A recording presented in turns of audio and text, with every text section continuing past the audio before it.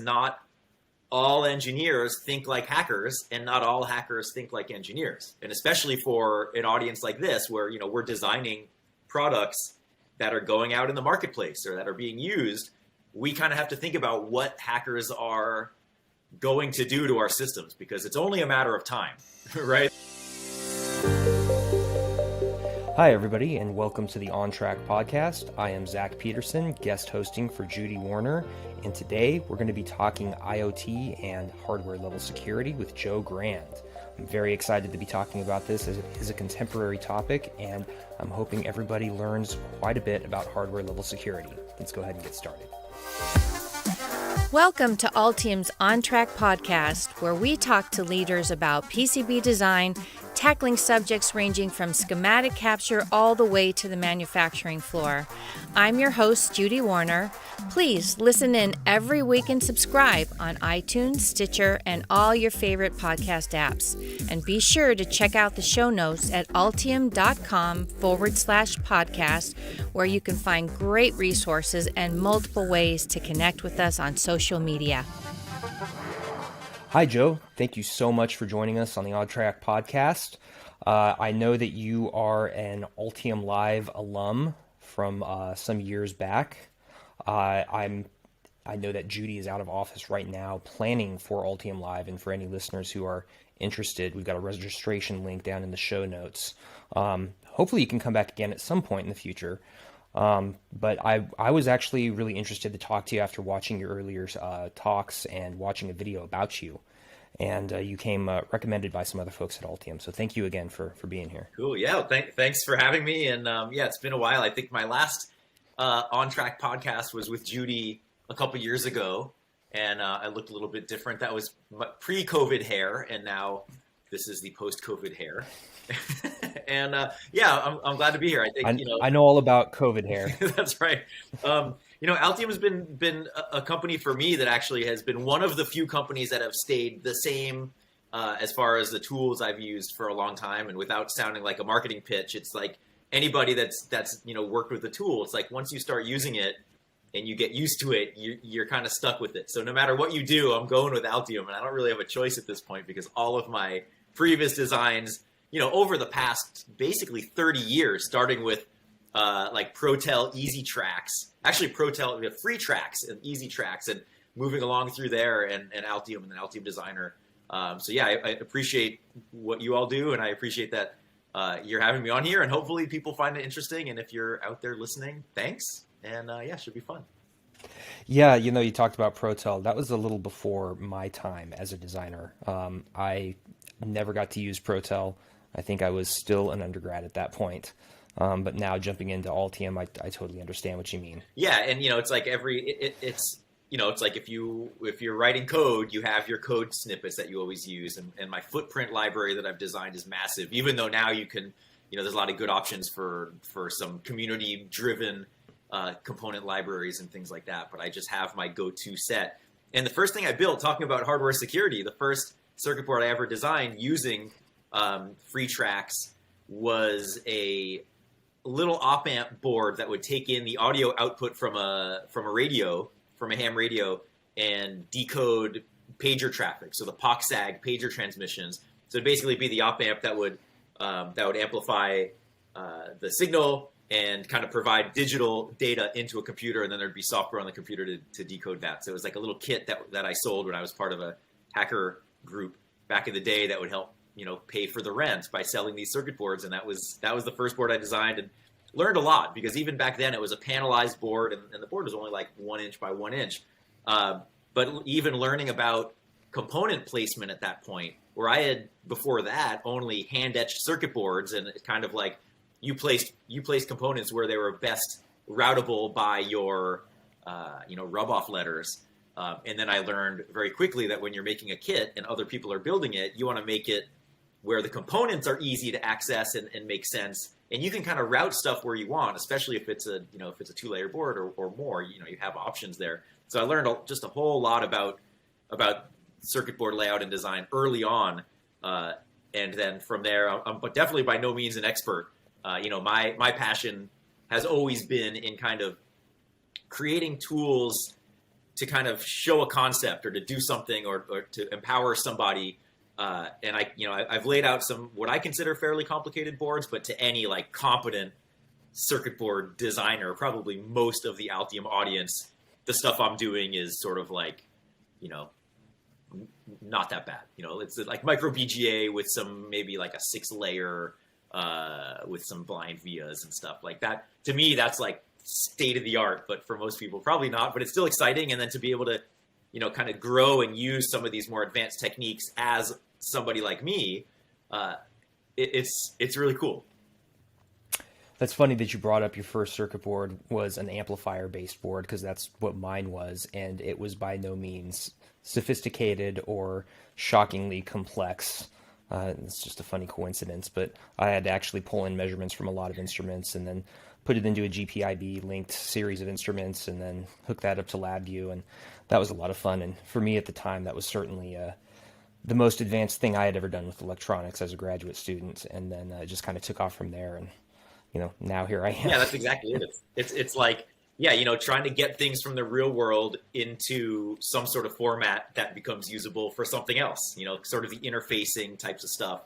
And yeah, in the other podcast, we talked more about my history and how I got into all of that stuff, but it's just so cool to be able to, at any level, have something in your head or build something that does something, right? And like, that's what's so exciting about it. And then the hacker perspective really is interesting to bring to the engineering world, because not all engineers think like hackers, and not all hackers think like engineers. And especially for an audience like this, where, we're designing products that are going out in the marketplace or that are being used, we kind of have to think about what hackers are going to do to our systems, because it's only a matter of time, right? Like, somebody's going to, if your product is worthy, somebody is going to want to hack it at some point. And it's sort of like, there are a lot of things we can think about from a design perspective, even from a circuit board design perspective, layout perspective, and parts placement, all these things that could be useful,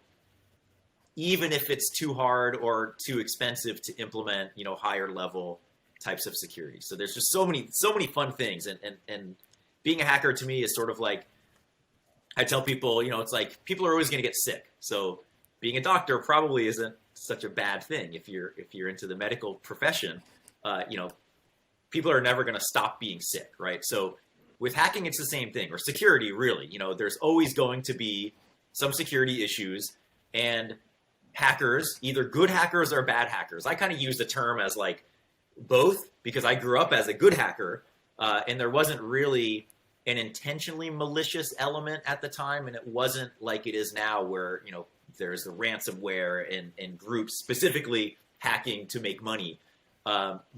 So I kind of use it as an overarching thing. But yeah, hackers aren't going away. And, part of it's curiosity, and we like to mess with stuff. And then if it's the other element, if there's money to be made, there's going to be people trying to mess with products. So it's a great kind of world to be in, because you get to see so many things from so many different angles and so many different approaches of how to not only design hardware, but how to break that hardware that's being designed. And then as new products come out, or new chips come out, or new technologies come out, trying to figure out how you can still defeat those. So yeah, it's just like a never-ending kind of collection of things to do. Yeah, definitely a game of cat and mouse. And I know that, these days, cybersecurity is top of mind. It's whenever there's a major hack, it hits the news. But it seems like there's so much that goes on under the surface, behind the scenes. You never hear about it, just because it's becoming more and more common in the software world. But, one of the things that I think that brings up, especially as more IoT devices get deployed in the field and then the attack surface increases, is what happens at the hardware level, and what can designers do to implement some, like, even just basic bare bones, like hardware level security. Like, what are some of the things that designers can do that are like the hardware equivalent of like Windows Defender, like what can people do? That's one of the things that I wonder about, like, what's the basic antivirus program you can put on your hardware? And I suppose if you think about, a typical embedded system, there's the application level, something that might happen in the cloud or, in a command center somewhere, whatever it may be. Then there's your code level that's on the device and the application that you actually deploy on the device. And then there's the hardware itself. And so it's almost like, with software, you've got one big attack surface, but it's all, on the web. With hardware, you've got three different attack surfaces, right? There's the code level, the application, linking it all together, and then the hardware itself. I mean, are the challenges and the thought process behind designing for, trying to protect devices that are in the field any different? Yeah, I mean, that's a great point. So if you think about hardware products, they are basically, for the most part, general purpose computers running specialized code, or generalized systems or even a specific system doing something. It's a computer. So not only do you have the physical hardware stuff that we can talk about, but like you mentioned, you have the firmware level or software level, which is the code running on the thing. And then you have usually some sort of connectivity side. So whether it's a network connectivity at some point. So you have these three levels, and there's usually different people, depending on the size of the company and the product being built, there's different people working on those different levels. And I don't know how much communication is going on between those groups, but at every one of those stages, there are security things to think about. I also like what you said too about how, there are certain times where we see hackers in the news, and we see a product being hacked or a database being released, or Twitter, Facebook, or whatever, some network related thing. It's almost to the point of like every day there's something. It's like, oh, but there's so many things that you don't hear about. And it's usually the ones that you don't hear about are the scary ones, right? Because if there's an attack that we don't know about, but some organization has a 0-day, so basically some known exploitable vulnerability on a product that hasn't been reported and hasn't been released and hasn't been fixed, those are extremely valuable. And that's a whole other world of like, if somebody finds a vulnerability, like somebody like me, if I find a vulnerability in something, if I happen to be hacking on something, I would report that to the vendor, give them some time to fix it depending on how responsive they are, and then go and share that with other people so they can better protect themselves. Sometimes vendors aren't as responsive, so you have to go kind of just full on open the kimono and release all the information to kind of force them to do something. But there are people that will find vulnerabilities and not release them and use them for their own advantage, whether it's a business advantage or financial gain or whatever it is. And those are the ones that you don't hear about. So you don't even know necessarily if you're being exploited or attacked in some way. So it really the whole thing is really hard to think about. If we want to talk about kind of like what can we do at a basic level, there's from a hardware kind of board level, I talk about like low hanging fruit. And what ends up happening is there's so many things that happen anytime a hacker like me goes and approaches the problem. Whatever the product is, I always go through this set process, which is funny because you normally hear about hackers think outside the box and, they do whatever they want. And that's true, but coming from an engineering background, like I have my process that I go through, and then within those steps, maybe I'll branch out and, think about things a little bit differently.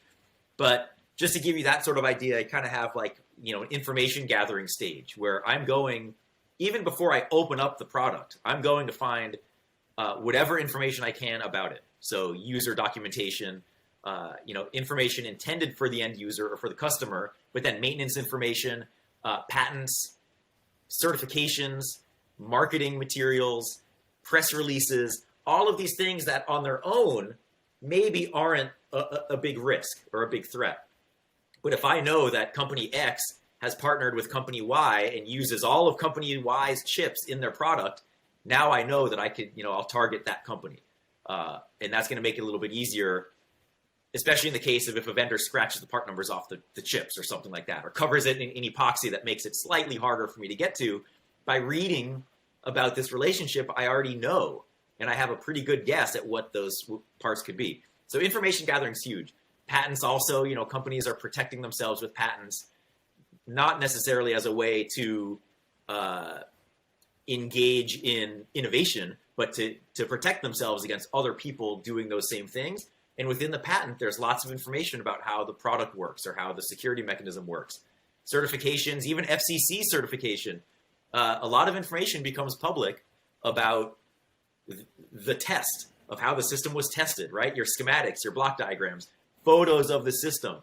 And you can even search the FCC website, say by the vendor, and find things that were certified even before they're released to the market. So all these things that aren't even really, hardware hacking related, you can get a lot of information before you go to that level.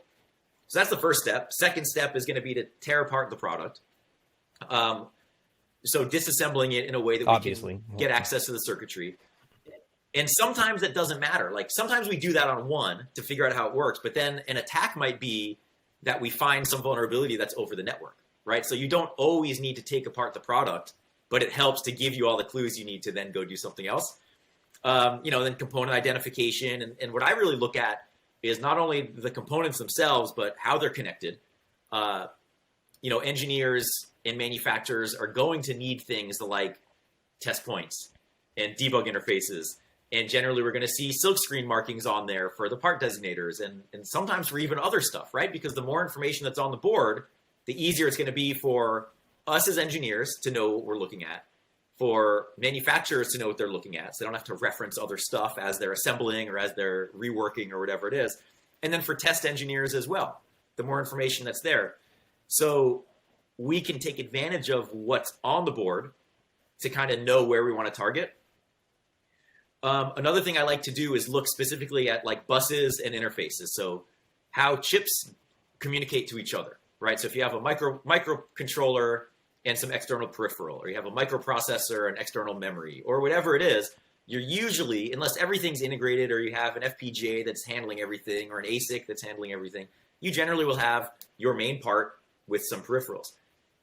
Targeting the communication between those things by using a logic analyzer and oscilloscope, basically standard engineering tools for the most part. There are tools created by hackers for hackers to make hardware hacking easier, but in general, you can just use standard engineering tools. So as an engineer, you can go through the same process to verify and think about, okay, if I'm a hacker, this is what a hacker is going to do. Let's see how easy it is to do, or let's see if we can protect it in some way.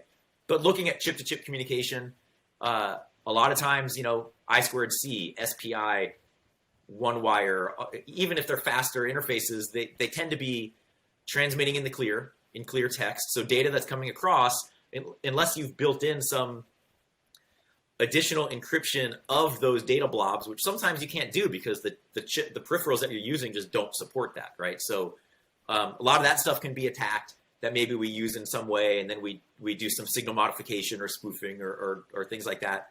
And then one solution that people are like, well, if we want to prevent people from sniffing buses on the board, let's just bury the signals on inside layers. And it's like, yeah, okay, you might be able to do that if it's a slow interface of some sort. But what if you're dealing with something faster that if you bury, now that affects your signal integrity of your system or of those signals or something. So the solutions to prevent some of this stuff and get rid of this low-hanging fruit are not always as easy as they seem. But that's the type of stuff, is looking at these things and thinking about, how do they affect me as the designer? How do they affect me as the manufacturer? And then how could they affect a hacker? Because a hacker is going to take advantage of anything that the engineer puts on the board to make the engineer's job easier. It's going to make the hacker's job easier. And that's what I sort of that's what I consider like the simple types of stuff. And we can go into all sorts of other things about component placement, component access, and all these other things to think about too. But it really is like starting with the most obvious things. And the problem is, stuff like debug interfaces and test points, we know we need those, right? And like, okay, then do we do password protection on it? Do we disable it, enable code protection, or disable the debug interface after manufacturing in hopes of preventing an attacker from getting access to that? But yeah, then you could do fault injection to re-enable that. And you're kind of at the whim of the chip vendors and how they implement security properly in order to give you security properly. So it's a whole mess of wires at that point. So, what I'm hearing here is that and tell me if this is wrong, but what I'm hearing here is that you're actually looking through the hardware and scanning the hardware to see what type of data you can pull off to figure out what is your other way in. Because it seems to me that, if you have a device deployed in the field, maybe it's connected to a network, there's an application running somewhere, you're not necessarily interacting directly with the device at the end of the day. I mean, maybe you are. Maybe you go out in the field somewhere and, just mess with the device. But I guess if you wanted to disable something and you're in the field and you find it, you could take a hammer to it. But if you wanted to, really take over a piece of equipment and still have it be operational, you need to know what it's doing on the device. And then also, how does it interact with its end application somewhere else? And I think it really depends on the product. Like, some people don't go through the detailed steps like I do. I just like seeing the physical layout to get a better understanding of what's happening. But if if a hacker is more skilled in software, they might just extract the firmware and go straight to looking through the firmware for problems. Or if it's like a Linux-based system, for example, you pull off SPI flash, or you pull off the SD card, or whatever it is that has the kernel and the file system, and now you do all your software tricks on that device. So you don't have to necessarily always go to the physical board level stuff. I just think it's all about gathering clues and getting more information about the system, and that's what I like, but you don't need to. And if you have a network application, for example, or like an IoT connected something, if you can monitor network traffic and you see what it's doing, then maybe you inject things or you find a vulnerability in the network configuration or other stuff. But I do think that going through the steps is typically, if you have the time and the energy to do it as a hacker, is what you do so you can get as much information as you can. And that's what I end up, when I teach classes about hardware hacking, I sort of explain that of like, this is not always required, but the more information you get, the more clues you can get are going to help come in later, I think, when it's time to go do something else. And one good example of that is, like, say you have a system that has some hard-coded credentials to log into some server on the back end or something like that. If you can get those from the physical memory of the device on the board, now you have those credentials, assuming they're not updated and changed. Now you can use those to do some other network attack, either acting as the hardware or sending data in some other way or accessing the network outside of what that device is supposed to be doing on the network. So there's all sorts of other things, but it's like you get these little nuggets of information that are probably useful later on. And it's important to think about that from a design perspective of like, okay, we're doing an IoT device, and you almost always want to assume that somebody will get physical access to your device and get information off of it to get those clues, right? So and people always say, well, if you get physical access, then game is over. But you can still make it harder for the attacker. But it's almost like when I use my computer, I assume that my computer is compromised in some way because I travel all over the place. I do take security precautions, so please don't try to hack me. But I kind of assume, okay, it's probably compromised, so I'm going to behave accordingly. And I think as a designer, you want to assume, okay, my product will be looked at. It will be tampered with, and proceed accordingly. If somebody gets physical access, does that matter? Maybe, maybe not. If they are going to get physical access and say, I do have some credentials or an encryption key or something I need to keep secret, let's think about that and say, okay, if I know that somebody is going to attack my system to try to find that piece of information, let's think about how we can better design our system to prevent that. So maybe instead of using an off-the-shelf microcontroller, the general purpose one, you're using something that's advertised as a secure microcontroller that has some secure elements with some internal memory storage specifically for encrypted elements and other things. But if you don't know that in advance, if you don't know that somebody might get physical access and try to extract information, you won't know as a designer to even consider using a secure device. And that's why I think just thinking like a hacker at all stages of the process, engineers and management and levels above that should all be thinking about this, because you can only anticipate so much, and the things you can anticipate, you should try to implement or make harder to attack at some point. Yeah, it sounds like thinking about what are like the 2 or 3 areas of the device that are most important to protect, because from what I'm hearing, it sounds like there are some areas of the device that you don't really need to worry about. Like, the obvious one would be like a power connection or something. Who's going to hack you through the power connection? But maybe the other one is, part numbers. Do we have to scrub every part number? Maybe not. So thinking about those areas that are, most critical. That's as right. part And of the usually you want to, and that would be called like a threat model is what we call it in fancy cybersecurity world. And that basically is thinking about how somebody could attack your system, and then you decide what's worth protecting. So, if I'm designing a security system for my house, for example, which is what I did, I would say, okay, if I was going to break into my house, how would I do it? Where are the entry points? Where are the exit points? So, okay, I'm going to try to protect those in some way. Where do I put my cameras that's going to catch, or motion sensors, I should say, inside of my house that's going to catch somebody, even if they don't go in the traditional entry and exit points, I'm still going to find them, right? So you threat model all of this, and then it's like, how likely is it that somebody's going to climb up to the second floor and go through the window? And you kind of say, okay, well, I don't need to put an alarm on every single window, because if I put the motion sensor, that's going to catch them. So you think about all these things. That's what you want to do from a hardware perspective, also from a product perspective. Okay, if I'm a hacker, they're going to go for the debug interface. So if you get access to, say, JTAG or a vendor-specific debug interface on the board, that can be pretty damning, right? That's kind of the root access, the administrator access to the system at that point. If you can single step through your code, and you can change memory and change registers and do everything on the fly, an attacker is going to have complete control.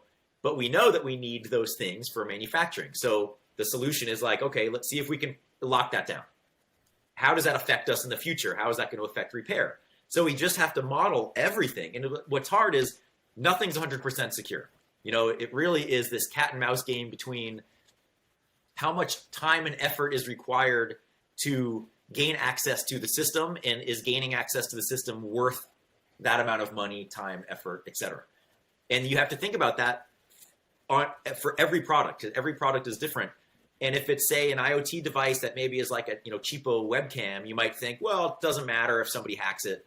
But then you end up with something like the Mirai botnet, where there's all these insecure IoT devices that were hacked with default credentials and things that just weren't secure from a network perspective.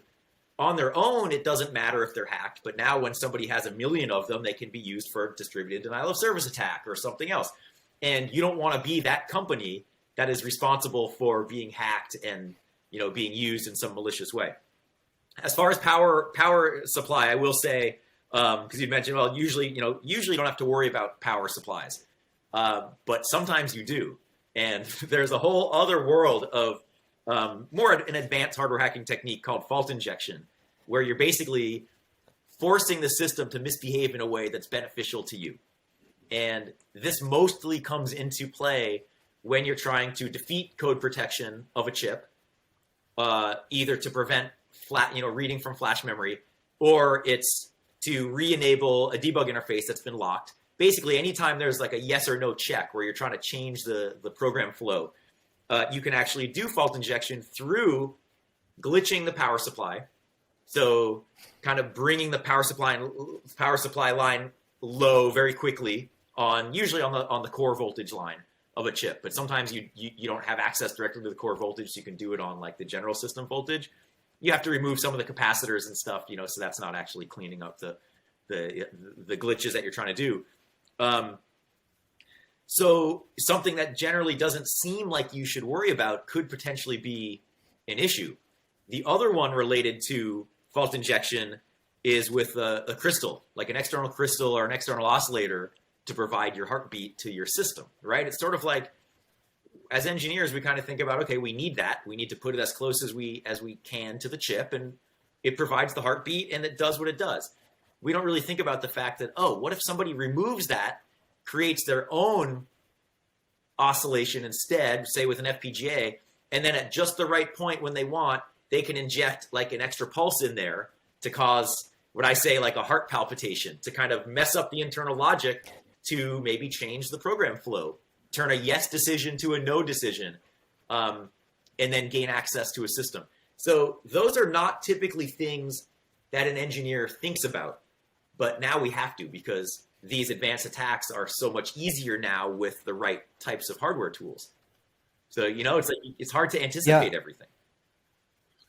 Sure. And I kind of figured I would have to eat my own words when I said something about power supplies, because you're way more knowledgeable. It's just one of those things that 10 years ago, it was known that you could do fault injection, but it wasn't as easy. And now it's really easy. Really, you could do it with a MOSFET, and you just crowbar core voltage to ground for X microseconds, and some chips are vulnerable to that. So as time goes on and as technology increases, as attacks increase, it's like we wouldn't have been talking really about fault injection back then, and now we are. So it exactly like how you said it is what engineers are thinking. Like, it's very hard to keep up with exactly everything that attackers are doing, right? We can only do our best and hope that we can learn from existing attacks or attacks on other products that we can then use to make ours better, hoping that nobody hacks us first, which is hard. Like there's an example of, so I created the electronic badge for DEF CON 27, which is the world's largest hacker conference.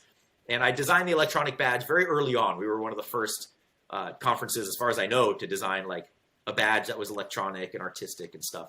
So I kind of retired for a long time, came back to do DEF CON 27, and it was a really cool like NFMI, near field magnetic induction communication, and a lot of stuff I wanted to play with as far as the micro BGA and tiny parts and things. So I wrote the code, and it was open source, and people could explore it and see what's going on. And one of the attendees actually found some vulnerabilities in my implementation. So basically, I had some buffer overflows of copying memory and not bounding and not properly, checking for the length of things that I was copying. And then he was able to create this whole exploit chain to essentially, through the wireless communication, execute code on the victim badge, which is cool and really amazing. It took him like 3 years, but it goes to show that even somebody like me who is trying to pay attention to that stuff, and even though I wanted people to mess around with it, I wasn't really 100% focused on security, but it's one of those things that it happens. And when he came out with that, it felt a little embarrassing because, I totally should have caught that. But at the same time, it's really hard to catch every single thing. So from a vendor perspective, from an engineering perspective, in the off chance that you do get hacked, hopefully you don't, but if you do, it's sort of like, it's something that you can't necessarily get angry about, and you just want to say, okay, I made a mistake, and try to fix it, and acknowledge it, because everybody makes mistakes, right? We're only human, and even if you're trying to focus on doing the right thing, sometimes you make a mistake, and it happens. And the larger the product is, the more complex it is, the more chance there is of somebody hacking it, and that's just the way it is. So if somebody finds something, hopefully you can update that, make it better for the next time around, and then make it harder for the attackers, and maybe that turns them off and they go somewhere else, or maybe they hammer on it again and they hack it, and you fix it and you hack it, and it gets better and better and better. Yeah, I'm hearing something interesting here, because it's kind of the broader trend within the industry outside of IoT and embedded, which is de-siloing and trying to get different groups to collaborate. Like I think the person who's actually doing the hardware, doing the physical layout, could probably have better collaboration with the person who's doing the firmware. And then that guy could have better collaboration with the people who are doing the software and the web interface and everything. And there's just so many barriers that need to be broken down if security really is a priority. And so I think that's where tools like Altium 365 can be really useful, because you can put all this stuff in one place and everybody can check each other's stuff. And it seems like that is really one way to, I guess, help people catch each other's errors, like you've mentioned. I know the open source community, sometimes they will, it's really valuable because people can put their stuff out there. Others can make edits to it. You can clone it. You can make it more secure. You can add features. You can make it better. And it almost seems like hardware teams should kind of take that same approach and model their collaboration off of open source. That's a great point. And it's funny because a lot of times when we're talking about security, and especially within manufacturing, we want to silo and we want to compartmentalize. We don't want the circuit board manufacturer necessarily to have full insight into our schematic. We don't want a third party who's programming our parts to know what that is going into. And kind of you do want to compartmentalize, but from a design perspective, you don't want to compartmentalize. You want to have your hardware engineer talking to your firmware engineers, talking to the network or application engineers, because they all communicate. So, from a technology level, right? So going back to the beginning of the conversation, your hardware, your firmware, your network, different people are working on those, but the firmware is running on the hardware, and somebody might do something in firmware that the hardware designer wasn't anticipating. They might store credentials, for example, in an insecure piece of memory that the hardware designer wasn't intending that memory to be used for. They might have thought that was going to be used for user data that's not as important, or user settings.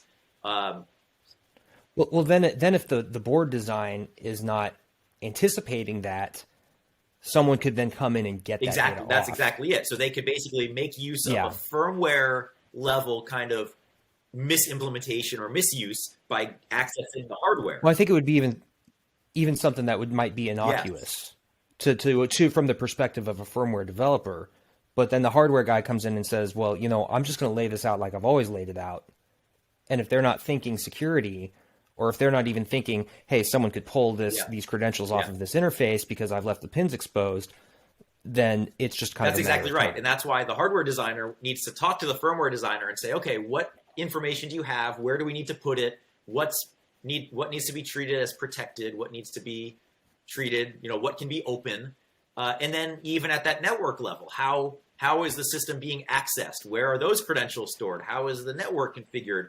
How do they talk with the firmware engineer to understand all those intercommunications? So yeah, you're right. There's all these little bits that can be attacked, and those are the areas where hackers are looking for those interfaces and kind of the misimplementations or a mistake that somebody made. And if there isn't communication within the team, that's where things happen. Yeah, I also imagine that there is an important element here to think about, which is like future proofing, because you had brought up that people find an exploit, or they find a mistake, somebody finds it, whether it's an attack or not, it gets corrected, they update the application, they update the web app, whatever it may be. But at the hardware level, let's say you have a million devices deployed in the field, and it's a hardware level exploit. Like, what are you going to do? Send a technician out to a million different locations to swap out devices? I mean, it seems like at some point, if you screw up the hardware, that's it. And you've got, people got to rebuy a million new devices. And there's only so much you can update away in the firmware if you're going the typical, MCU plus peripherals type of architecture that, 90% of embedded systems do that. Yeah. And it almost seems like something like an FPGA might be preferable, or doing some of that critical security intensive data processing off the device if the device is constructed in such a way that maybe those interfaces are accessible. What do you think about that? I completely agree. It's even if you think about software, right? So now we're at the point where every week we're getting updates to our software, right? Patch Tuesday, they call it. And now there's a joke of Exploit Wednesday, because when the patches come out for automatic updates for Windows, people look through those patches and see what was fixed in the code in the operating system, and then create exploits and say, well, why was that patched? Maybe that's some exploitable security thing, and then create an exploit based on the patch. So even in the software space, where patching happens more often, it's still a really hard problem to stay secure. What also happens is people will turn off automatic updates, especially in large installations. They don't want to risk their systems going down by implementing a patch or implementing something without it being tested first. So that's why a lot of this malware and phishing and ransomware works, because it's taking advantage of exploits.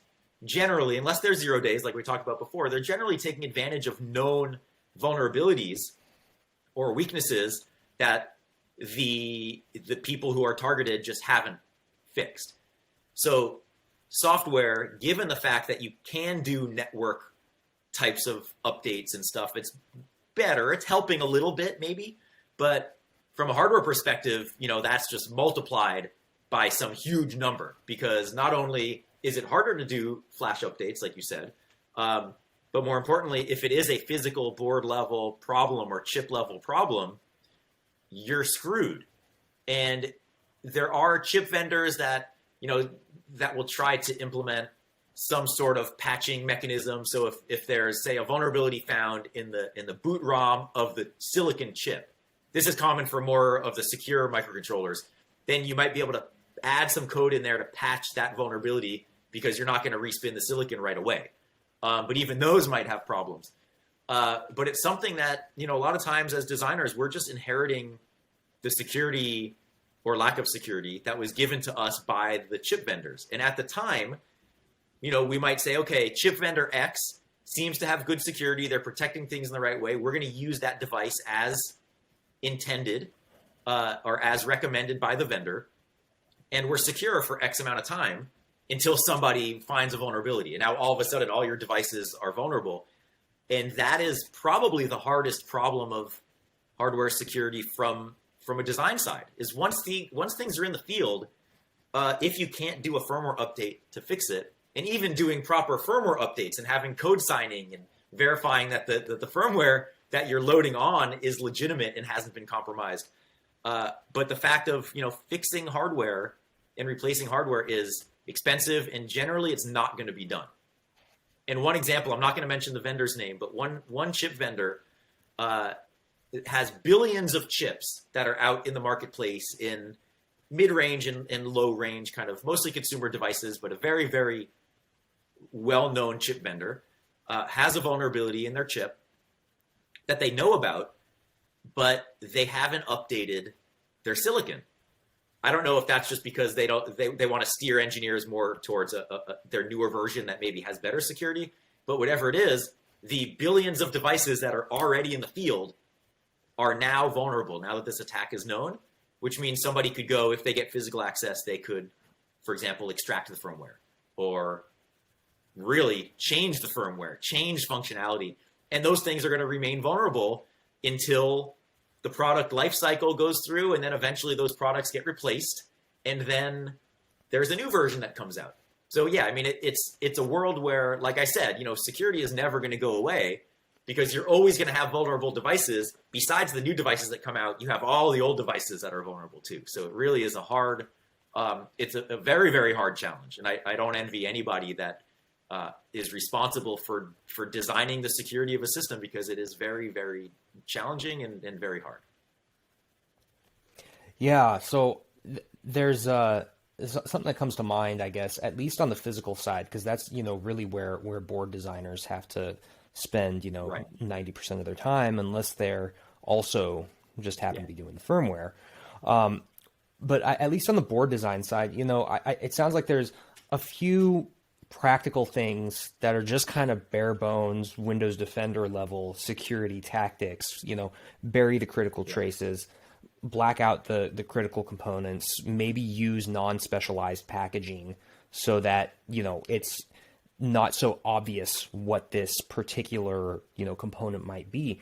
I'm wondering, are there any packages that are actually more secure than others? It would seem to me like a BGA.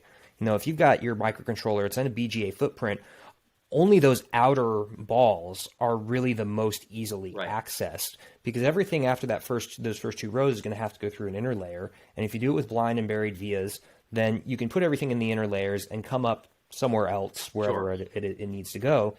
And then as long as you leave those output points concealed, then it's that much harder to physically probe. Or is this just an issue that, like, if somebody tries hard enough, they're going to figure out how to get it? Yeah, I mean, a lot of what you just mentioned would be called security through obscurity, right? So if you're scraping part numbers off the board or off the chip, and you're leaving your silk screen off the board, you're burying your traces, you're using BGA or micro BGA, or even say like chip on board, or maybe like a package on package, like you can get more complicated.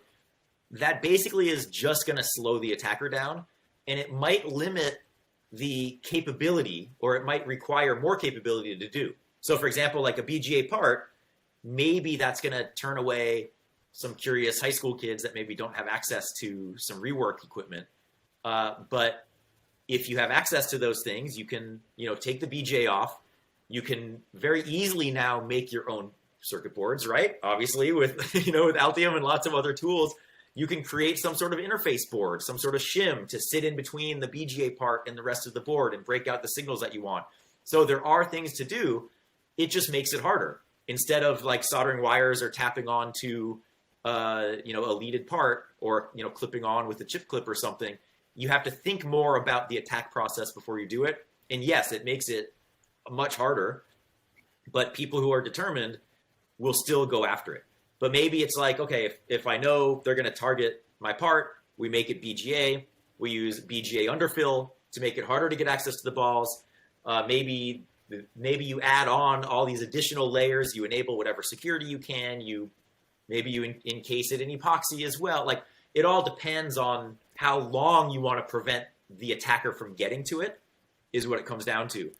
But yeah, it's really like if somebody's determined enough, they will. It just makes it more difficult.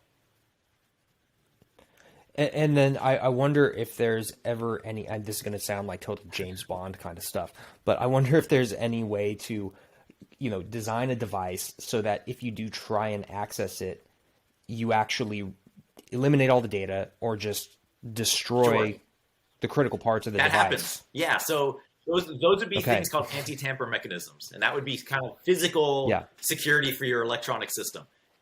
Generally, we'll see that with like accelerometers for, something's enabled, and wait a second, this power meter on the side of the house, once it's installed and operating, it shouldn't be moved. So if it's moving, it's going to know. Yeah. I've seen light sensors. So if it's, say, a photodiode on a board, and you open the package, assuming the system's running or is powered in some way to know, it says, wait a second, I see light when I shouldn't. Another really common one is using switches, micro switches of some sort, push button switches, or maybe just, two pins with a connector that gets pulled off when you open the housing. So you can do those things to prevent the physical access. And that really is very similar to a home alarm system, where you have these different things that sense if there is something happening and then respond in some way, which usually is going to erase memory. Maybe it erases the firmware. Maybe it does physically self-destruct. Depending on what you're working on, I've seen systems that will destroy certain parts of their components or erase certain areas of memory, or more commonly, like remove power from the battery-backed RAM that's storing the critical things. So yeah, those are all things that, especially if used in layers, they're good. Because if you know how that is done, you can generally figure out a way to defeat it, which is why the information gathering stage and that product teardown stage, if you have multiple devices, is useful, because then you can figure out what those mechanisms are and then defeat them to get what you need. And then maybe the next time you attack it, you don't need to do that again. You also did mention FPGAs, and that's something where, personally, from a hacker perspective, FPGAs, I think, are very difficult to work with. So they really do make a great kind of opaque box that if you're trying to offload some critical functionality, or maybe you use an FPGA with a hard or a soft core inside, now you have your microcontroller and your peripherals all in one chip. It changes the attack approach. And it's something where there are researchers looking into, how can we reverse engineer the bit streams to figure out what they do? How can we modify bit streams to perform some additional functionality with an FPGA? But it's way harder compared to extracting firmware from a microcontroller, where now you can just look through the code line by line and disassemble it and see what's going on and patch it and do whatever you want. So it is a good, I guess also maybe that's security through obscurity if you're just trying to make it harder, but it will definitely make it harder. That doesn't mean it's still going to have a debug interface. It's still probably going to have, inter-chip communication if there's outside stuff. It might have a UART interface for human, boot log information or whatever. So it depends on how the FPGA is used and configured, but it does make it harder, because somebody's not going to go grab a data sheet of the FPGA and know exactly what it does, right? You have reconfigurable pins. You have a data sheet that's 5,000 pages about how every pin can do everything, and how you can configure the logic in a million different ways. That's not as helpful as finding a data sheet that says exactly what each pin does and what peripherals are there and everything. So that is a possibility too, of using an FPGA, or even using an ASIC, right? Of using your FPGA for the design, and then if your volumes are high enough, you start doing some custom chip fab of things as well. And that's another great point. Yeah, go into an SoC that you can now take full control over in terms of, where the interfaces are located on the physical device. Exactly, yeah. How they're going to be accessed. We haven't even touched on chip level hacking, of decapping the chips and looking at the silicon. That's a whole other world. But FPGA vendors do seem to be more cognizant of that than general purpose microcontrollers, meaning they have had attackers try to decap their chips and find out what's going on.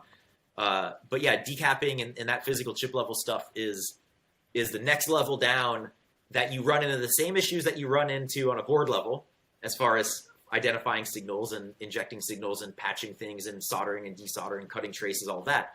But now you're at a microscopic level, and eventually you just can't hide, right? If somebody can get access to individual transistors or your flash memory area or your configuration bytes or your secure key storage or whatever it is on your die, it's usually game over. But it also now increases that complexity way more and limits the type of attacker that's actually looking at your stuff.